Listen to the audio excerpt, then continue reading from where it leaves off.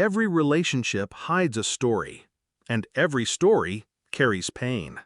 Welcome to Cheating Stories Insights, where truth bleeds through words. She looked me in the eye when she said it. I don't want you in the delivery room. I want David to be the first one to hold my baby. Her baby, not ours. The words landed like broken glass in my chest, but I didn't flinch, I didn't scream, I didn't beg her to reconsider. I just nodded, slowly, quietly. And in that silence, something inside me died. At first, I told myself I misheard her, that it was hormones, stress, exhaustion. But she repeated it, her face calm, resolute, almost relieved to let the truth out. David. The name she had buried in her phone under Emily. The man who had been reduced to a ghost in stories from her past. The first love she got over. Except she hadn't. I saw it now, looking backward. The sudden late-night messages. The way her smile lingered when his name slipped into conversation. The inexplicable distance between us in a house we'd built together. I'd excused it all. Told myself it was paranoia. Love does that. It teaches you to look away from the obvious. But when she said his name in the same sentence as delivery room, there was no looking away. I didn't accuse her. I didn't touch her phone. I didn't storm through the house demanding answers. Instead, I began cataloging. Every receipt, every credit card charge, every unexplained absence. I traced them like a detective assembling a timeline. A quiet, methodical unraveling of the story she thought she'd hidden.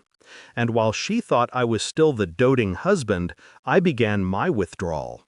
One bank account at a time, one subscription at a time, one canceled registry gift at a time. She smiled at baby clothes arriving in boxes, unaware they'd soon stop.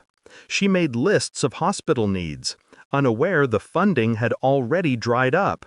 She planned for David's hand to hold her newborn before mine, unaware that by then she would already be alone.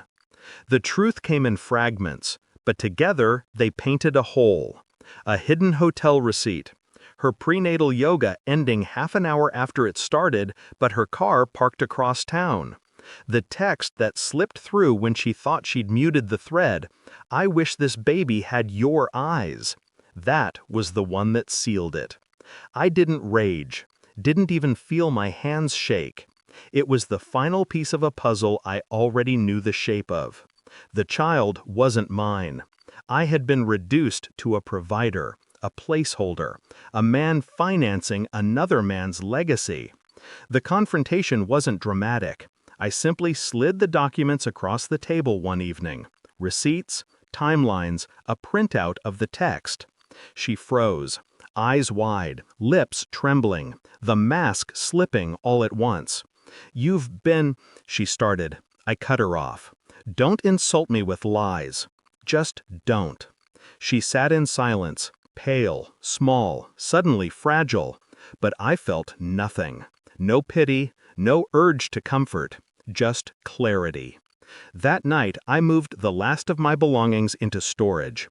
She didn't follow me, didn't apologize, just sat there with her phone clutched in her hand, waiting for David to text back. The day she went into labor, I was already gone.